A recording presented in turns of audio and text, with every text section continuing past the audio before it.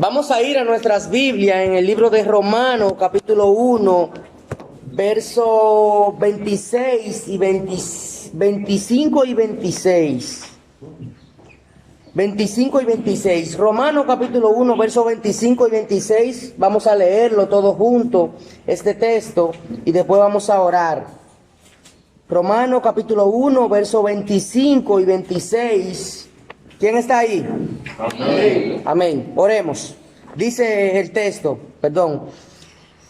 Romanos capítulo 1, verso 25 dice: ya que cambiaron la verdad por la mentira, honrando y dando culto a las criaturas antes que al Creador, el cual es bendito por los siglos de los siglos. Amén. Por tanto, los entregó a pasiones vergonzosas, pues aún sus mujeres cambiaron el uso natural por el que es contra la naturaleza. Oremos. Amantísimo Dios, te damos gracias por tu bondad, por tu misericordia. Gracias, Señor, por esta mañana que tú nos has dado, que tú nos has bendecido, Señor. Gloria y honra a ti, Padre amado. Permítenos, Padre Santo, poner esta palabra en nuestro corazón, grabarla, escudriñarla, aprenderla y ponerla por práctica, Señor, para nosotros obedecerte y tener comunión contigo por la eternidad, Padre amado. Gracias te damos en el nombre poderoso de Jesucristo. Amén. Pueden estar sentados, amados hermanos. Este es el mes de julio. El enfoque de nuestra congregación está basado en los jóvenes. Y el título de la predicación que tengo en la mañana de hoy se llama La pureza, el primer paso. ¿Por qué? Bueno, es un tema que aplica para todos, principalmente. Pero quiero enfocarme en los jóvenes. La sociedad como vive hoy en día. Pablo exhorta a Timoteo, un texto que yo uso mucho y que me gusta mucho y que yo comparto mucho y que yo leo mucho. Y Pablo, hablándole a Timoteo, le dice: procura con diligencia presentarte a Dios como obrero aprobado. Y le dice al final que no tiene de qué avergonzarse. Hay muchas personas que cuando sienten vergüenza, que cuando pasa algo, a veces no te quieren ni mirar a la cara, bajan la cabeza, bajan los brazos. Procura que cuando se hable de ti, sea mintiendo. Dice la palabra. El hombre es consciente de la existencia, el poder y la naturaleza divina del Dios creador, por medio de la revelación general de Dios, por medio del aire, de la naturaleza, de lo que ves, de lo que sabe que Dios en su infinita misericordia los ha creado. Y es así. Pero entendemos que el hombre es consciente de la existencia de Dios y los malvados son inexcusables, pues Dios lo dejó a sí mismo y no se dejó a sí mismo sin testimonio. Dios creó todo y eso está a la vista del ser humano, está a la vista del hombre, para que el hombre no tenga excusa. En aquel tiempo, en el mismo libro de Romanos nos dice que no tiene excusa por el cual no aceptar al Señor Jesucristo y ir al infierno. Podemos ver el horrible cuadro de la condición del mundo. Hoy en día la inmoralidad cunde por doquier. La disolución es el pecado característico de esta era. Nunca alzó el vicio con tanto la cabeza, con tanta osadía como ahora, como en este tiempo en el que estamos, en el tiempo en el que estamos viviendo, nuestra sociedad, nuestras redes sociales y todo lo que nosotros podemos ver y palpar a nuestro alrededor. La gente parece aturdida y los amantes de la virtud y de la verdadera bondad han desaparecido totalmente. Satanás sabe que eso es una obra suya. Y la obra de Satanás en estos días es posicionarse en la mente principalmente de los jóvenes y de la juventud, corromper su pensamiento e inflamar sus pasiones. Sí, inflamar sus pasiones. La obra de Satanás, él sabiendo que si haces eso, puede guiarlo a acciones impuras, a pecados, y denigrar toda facultad noble que haya en nuestra juventud, en nuestra sociedad. Pablo escribió Romanos por allá por el año 57 y redactó esta carta utilizando un amanuense llamado Tercio. Quizá Pablo le estaba dictando, quizá él estaba con Pablo, quizá Pablo lo estaba instruyendo. Y Pablo está en un lugar de Corinto, después de tener un gran auge de un viaje misionero, y redacta esta carta. Pablo viene de terminar una proclamación del Evangelio donde muchas personas habían aceptado a Cristo, y Pablo tiene este contacto con Roma, pero nunca ha ido allá. Pablo solamente ha escuchado. En Roma hay judíos y gentiles, pero se entiende que cuando Pablo está escribiendo la carta, la mayoría predominante son gentiles, son en gran parte. Por allá se encuentra Aquila y Priscila, y él, como oriundo de la tribu de Benjamín y ciudadano romano, porque tenía ciudadanía romana, pues exhorta esta carta, le escribe a los romanos para hacerle ciertas advertencias y para explicarles algunos propósitos bíblicos de nuestro Señor Jesucristo. La iglesia en Roma estaba formada, como les dije, por judíos y gentiles, pero los gentiles eran la mayor parte predominante. Nosotros podemos ver que en el pasaje de hoy, en Romanos capítulo 1, verso 21, el pasaje comienza de la siguiente manera: pues habiendo conocido a Dios, no le glorificaron como a Dios, ni le dieron gracia, sino que se envanecieron en su razonamiento, y su necio corazón fue entenebrecido. Dice el 22, profesando ser sabios, se hicieron necios, y cambiaron la gloria de Dios incorruptible en semejanza de imagen de hombre corruptible, de aves, de cuadrúpedos y de reptiles.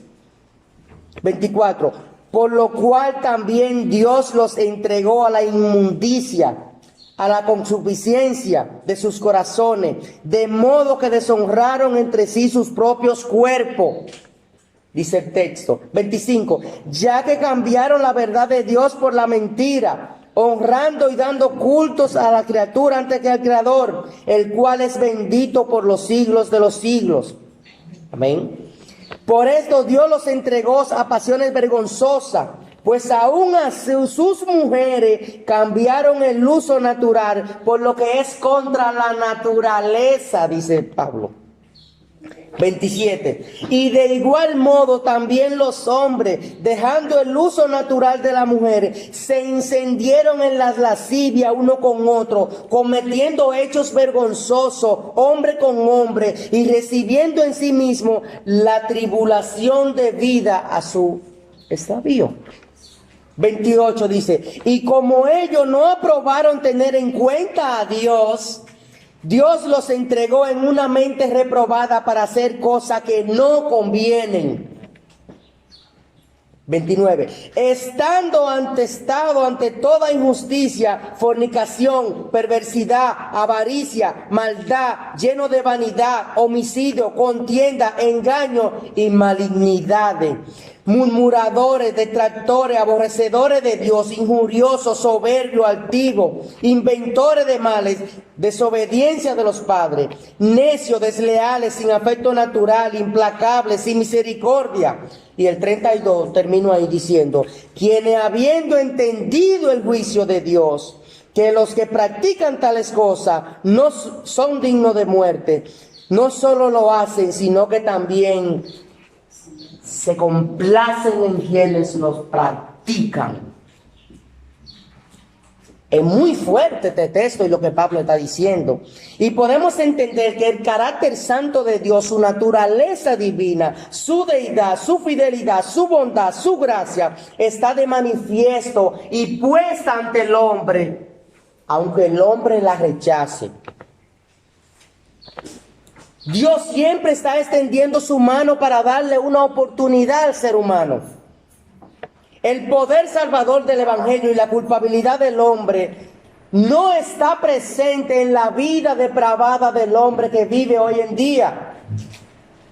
Está muy claro que solo entendiendo las malas noticias podemos apreciar adecuadamente las buenas. Está muy claro que solo poniéndole atención a las malas noticias, pues podemos apreciar, podemos palpar las buenas noticias. El fin último de cada hombre es glorificar a Dios. Fue para eso que fue creado. Las Escrituras siempre van a exigir que esto se cumpla. Nuestro deber es honrar ese compromiso, obedecerlo, reconocer sus atributos y alabarlo por sus perfecciones. Y dice el texto que muchos no le dieron gracia, muchos se negaron a reconocerlo, muchos disfrutaron de lo que Dios era y no del mismo Dios, y muchos no quisieron nada que ver con Él. Y eso es cierto. En el verso 21 que nosotros leímos, nosotros vimos que ellos, dice el verso 21, que ellos conocieron a Dios. Pues habiendo conocido a Dios, sabían de Él y fueron malagradecidos. El lugar de Dios en la vida del hombre lo ocupó el pecado. Sabían acerca de Dios y no quisieron honrarle, no quisieron adorarle. Entonces hubo menos claridad y la búsqueda del significado, la búsqueda del propósito por parte de los hombres solo produce condiciones vanas e incoherentes, y de eso se llena el corazón del hombre. El verso 22 dice que el hombre reacciona, dice aquí, profesando ser sabios se hicieron necios. Hemos visto eso en muchos de los proverbios. El hombre quiere actuar en su propia manera, en su propia sabiduría, porque entiende en sí que sus propias decisiones y lo que él haga es bueno para él. Y no es así. El hombre racionaliza su pecado y demuestra su necedad al creer en la filosofía en vez de Dios. Fue lo que pasó con Pablo en Corinto y lo que nos explicó en Timoteo capítulo 5. Salmo 53:1 dice lo siguiente respecto a eso. Solo los necios dicen en su corazón, no hay Dios. Ellos son corruptos y sus acciones son malas. No hay ni uno que haga lo bueno. Salmo 53:1. En el verso 23, esto nos trae una relación en comparación con lo que hablábamos en esta mañana, a lo que hicieron en el pueblo, en el desierto. Se hicieron una imagen. El lugar de Dios lo ocupó un becerro de oro. En el verso 23 dice, y cambiaron la gloria de Dios incorruptible en semejanza de imagen corruptible. Se hicieron imágenes, se inflaron, se llenaron de ego, sustituyeron la práctica y la adoración a Dios por cosas que a Dios no le agradaba. Sustituyeron, cambiaron, por eso Dios los entregó, dice el texto, porque ahí fue cuando Dios dijo, voy a cruzar los brazos. Y dice el texto que Dios los entregó. Decidieron no adorar a Dios, sino a dioses de su propia creación, lo cual los llevó a caer en pecado de una manera muy profunda y a hacerse merecedores de tal condenación. Dice el 24, por lo cual también Dios los entregó a la inmundicia.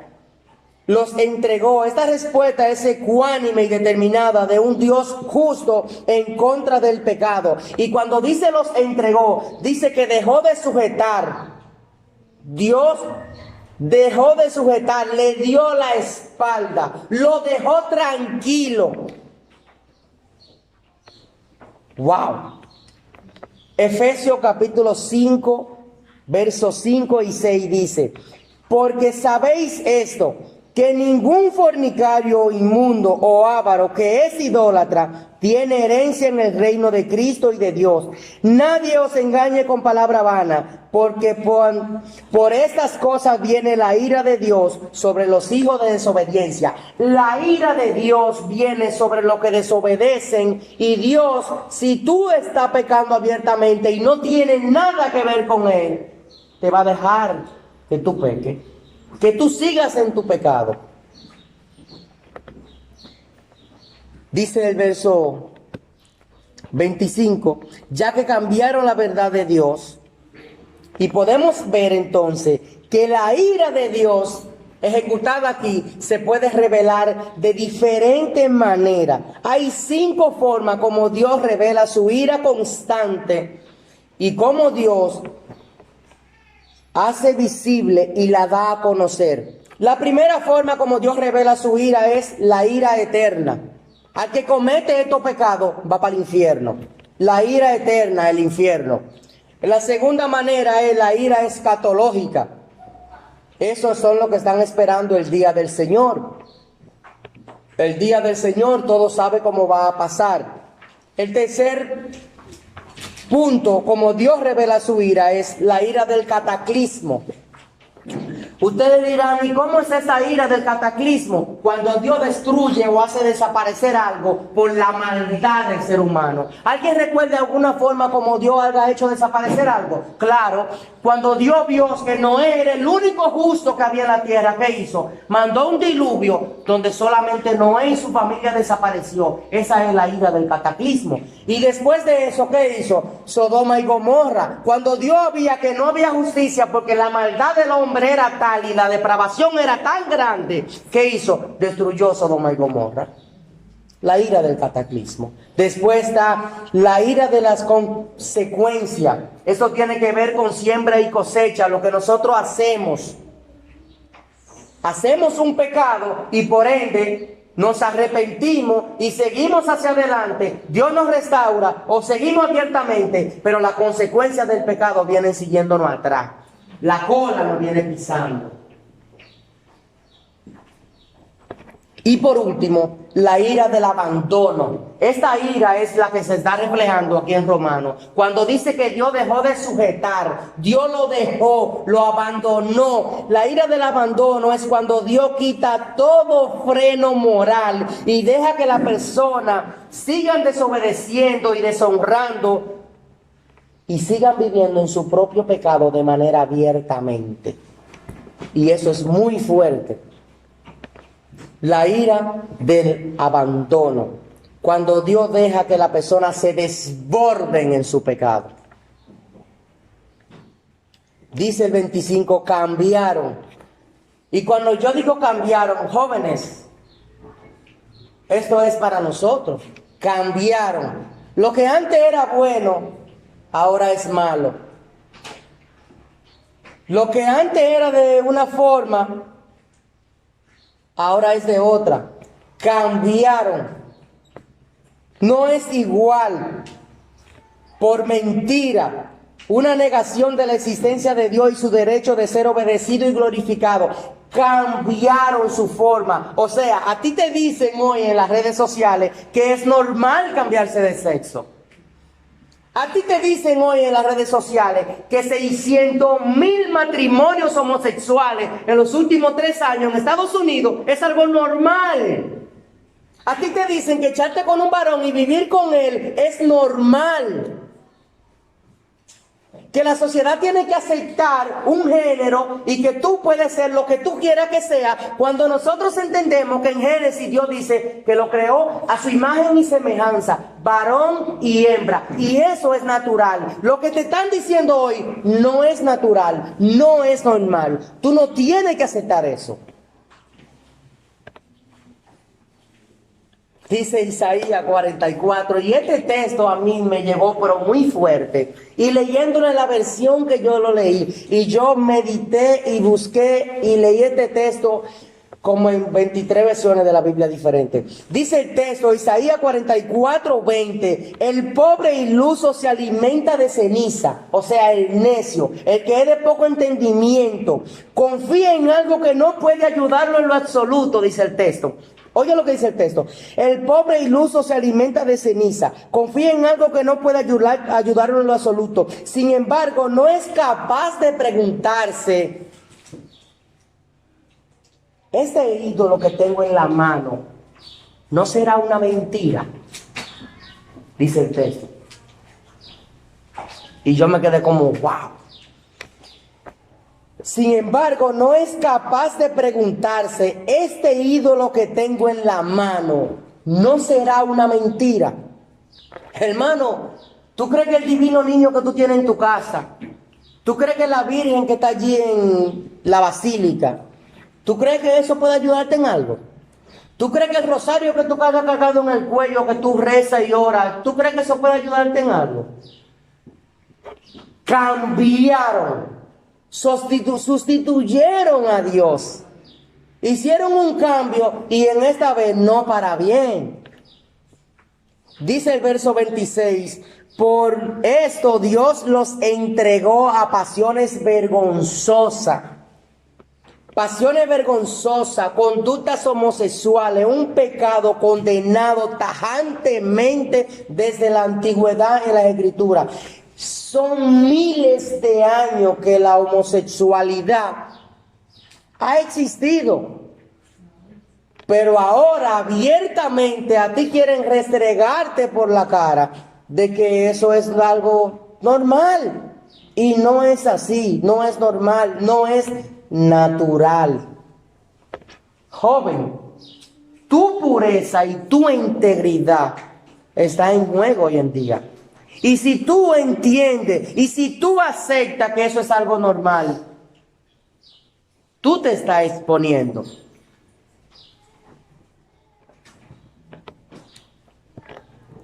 Dice Primera de Corintios capítulo 6 verso 9, ¿no sabéis que los injustos no heredarán el reino de Dios? O sea, los que son injustos, los que hacen su propia justicia, los que no confían en Dios.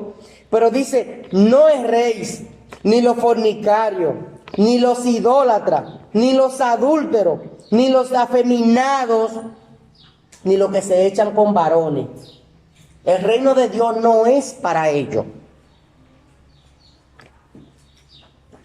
Corromper el orden natural que Dios trae su consecuencia, y no podemos ser permisivos con esto. Génesis 1:26 dice que Dios creó al hombre a su imagen y semejanza. O sea, cuando dice que Dios creó al hombre, es que Él lo hizo. Y dice que varón y hembra lo creó. Y cuando dice que creó una hembra, es decir, que creó un varón, una hembra, ambos sexos, los dos. Y debe haber una unión sexual. Como dice en el Antiguo Testamento, el hombre debe llegarse a ella para procrear hijos y hacer lo que es natural. Una familia, un matrimonio, y seguir el orden y el curso de las cosas. Cosa que se ha perdido. No se está honrando la institución del matrimonio. La familia está totalmente solventada por una sociedad que quiere meterte en los ojos que tú puedes aceptar en la escuela lo que sea. Y no es así. Realmente lo que te quiero decir es que cambiar de sexo no es natural. La homosexualidad no es natural. El lesbianismo, eso no es natural. Lo que el mundo dice que es dañino, que es algo natural, lo que el mundo ve como normal, yo te digo a ti que no es normal y que no es natural. Las perversiones pecaminosas se condenan siempre y de todas las formas en las Escrituras. Aquí muchos van a decir lo que es natural y realmente entendiendo cómo Dios creó las cosas, eso es lo que refleja la naturaleza de Dios. Lo que Dios creó y como Él lo hizo, eso es natural.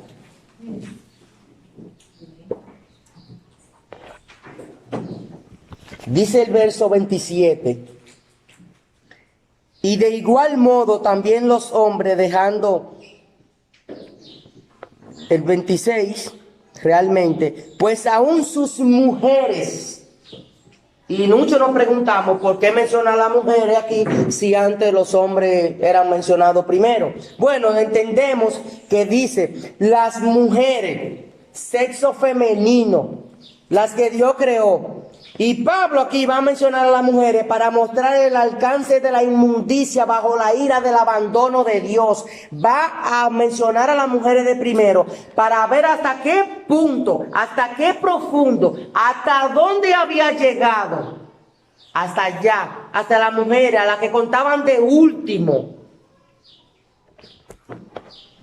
En la mayoría de la cultura, las mujeres eran la última en verse afectada por el colapso moral. Era el hombre quien llevaba la voz cantante de la depravación y el pecado, tanto en la familia como en la sociedad. Pero aquí Pablo la menciona de primero, porque todos habían colapsado moralmente. Y es muy fuerte lo que Pablo está diciendo. Y entendemos aquí de esta retribución. Efecto pleno de la siembra y la cosecha. ¿Qué es siembra? ¿Qué es cosecha? ¿Cuál es el pecado de la siembra y cosecha? La ira de Dios sobre eso. Fornicar fuera del matrimonio te trae un hijo fuera del matrimonio, por lo cual tu matrimonio se disuelve, se va tu familia, se echa a pique, y ese hijo y tú ya no tienes familia, ni una ni la otra. Eso es siembra y cosecha. Consecuencia de un pecado. Pero hay cosas peores. Enfermedades. Tener una relación fuera del matrimonio te puede traer una enfermedad, SIDA o cualquier otro tipo de enfermedad. ¿Y qué pasa? Tú enfermas a tu familia y ahora tú no tienes familia porque están enfermos. Una consecuencia de siembra y cosecha de la ira de Dios por un pecado que tú como responsable cometiste. Y afecta de diversas maneras, en lo moral, en lo económico, en lo que es natural. Y lo vemos así. Esa es la retribución. El verso 28 dice, y como ellos no aprobaron tener en cuenta a Dios, Dios los entregó en una mente reprobada. Como no aprobaron tener en cuenta a Dios, Dios los entregó en una mente reprobada. Dios ha puesto a prueba la mente del hombre y ha determinado que carece de valor, que es inútil. El hombre no es capaz de dirigir su vida solo, sin Dios. O sea, eso se entiende. Porque Romanos 3 dice que no hay justo, ni aun uno, no hay quien busque lo bueno y no hay quien haga lo bueno delante de Dios. El hombre sin Dios es inmoral, es depravado y no va a tener una vida eterna, no existe. Entonces Dios entiende que una mente reprobada carece de valor y de utilidad. El hombre sin Dios no es nada. El mundo es una mera ilusión. Jeremías 6:30, un texto muy poderoso, dice, los marcaré plata rechazada porque yo el Señor lo desecho. El verso 29 dice, de este libro de Romanos, estando atestado de toda injusticia, fornicación, perversidad, y te da un número un sinnúmero de pecados ahí, y te menciona que fueron pecadores abierta y deliberadamente. Odiaron a Dios y se amaron a sí mismos, y lo que el mundo dice que es bueno, la pureza ya no existió, porque fueron totalmente depravados, sería la palabra. Inventaron nuevas formas de pecar, aunque está en una posición de entender la verdad de Dios, cerraron sus oídos para no tener nada que ver con eso. La depravación fue tal que inventaron sus propios métodos para vivir su vida de espalda a Dios. Se hicieron necios, desleales, sin afecto natural, implacables, sin misericordia. No entraron en razón, sin compromiso. De esa forma se hizo el ser humano sin Dios. Y dice el 32, habiendo entendido, o sea, sabían. No solo estamos acompañados, jóvenes, de un mundo, de una sociedad, no solo están empeñados en condenarse a sí mismos, sino que también alientan a otros en la práctica de cosas que se desempeña en un papel de condenación. Ustedes no me entienden, lo voy a explicar. Un movimiento LGTB que se compone de personas que viven del mismo sexo y de una forma antinatural, que hace propaganda y hace cosas en las redes y en la vida misma del ser humano para decirte a ti que eso es normal. Están ellos pecando deliberadamente, abiertamente, en contra de Dios, pero también quieren traer más gente y traer una corriente hacia ese pensamiento. Y eso no es normal, no es natural que suceda. No solo se están empeñando en ellos mismos a hacer eso, sino en traer más gente de una manera deshonrosa. En conclusión, podemos decir que la juventud de hoy en día es un indicio seguro de la sociedad futura. Muy seguro de eso.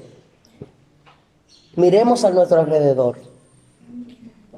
Miremos a nuestro alrededor.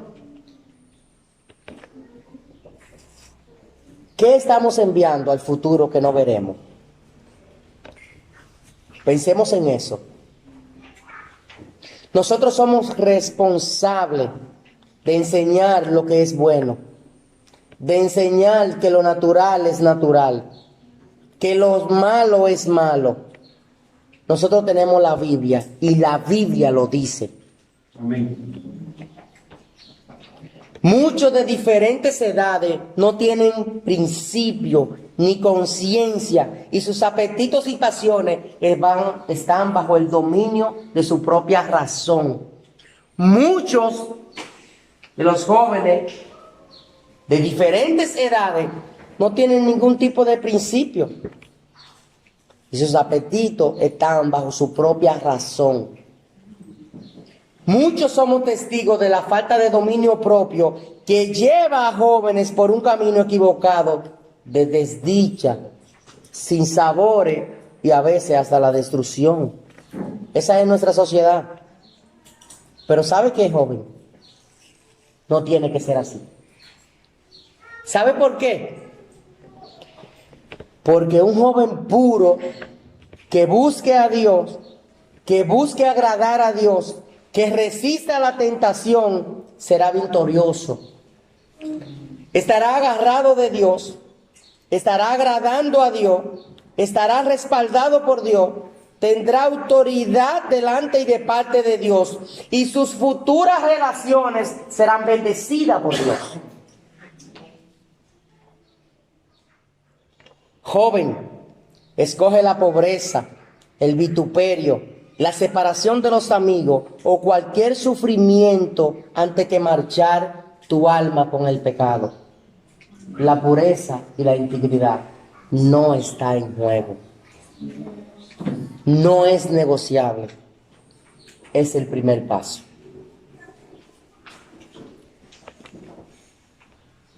Dios a nadie fuerza a servirle, sino que le da a cada uno lo que busca. Y trae y arrastra a la salvación y al cielo, aún a los que no lo buscan. Pero a nadie manda al infierno.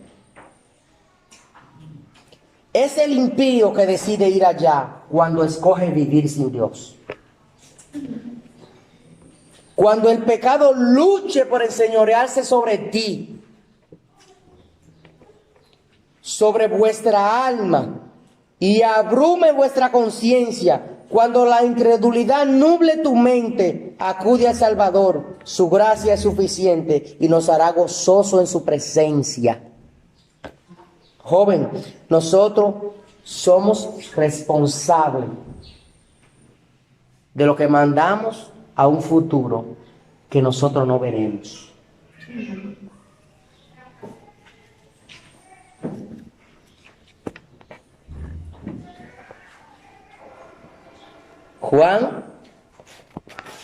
Primera de Juan, capítulo 1, verso 5, dice, Dios, este es el mensaje que hemos oído de Él y os anunciamos, Dios es luz y no hay ninguna tiniebla en Él. Si Dios es luz y yo soy hijo de Dios, Efesios 5:1 dice, sé pues imitadores de Dios como hijos amados. Si Dios es la luz y yo soy un destello de esa luz, se supone que yo soy una luz también. Y los demás deben ver esa luz en mí y deben ver a Dios en mí. Dios es la luz y no hay mentira en Él, dice Primera de Juan. Entendemos ahora que nosotros como jóvenes tenemos que ir hacia adelante. Y con esto concluyo y te quiero decir lo siguiente. Obedecer, someterse, sufrir, permanecer, separarte de tus amigos. Si en este punto de tu vida, si sientes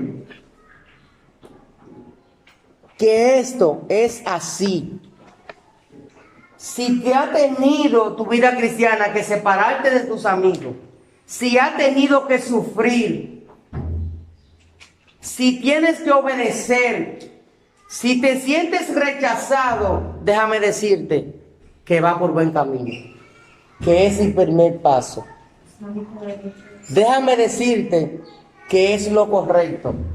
Déjame decirte que es lo natural. Nunca, nunca negocie tu integridad y tu pureza. La vida del cristiano depende de eso. Nosotros podemos vivir de espalda a esa depravación. Va a haber rechazo, va a haber muchas cosas, va a haber sufrimiento, está claro. Pero todo tiene su precio. Y realmente, nosotros podemos entender que debemos vivir nuestra vida de la forma que no hagamos que Dios cruce los brazos. Recuérdense la ira de la que le hablé. Y cuando el hombre sigue pecando deliberadamente, Dios los abandona. Con nosotros no. Dios no nos va a abandonar. Estamos aquí en un mundo gobernado por el pecado, pero el pecado no es nuestra identidad. Identifiquémonos como santos. Seamos pues hijos amados de Dios y seamos luz. El pecado no es nuestra identidad. Identifiquémonos como santos. Amén.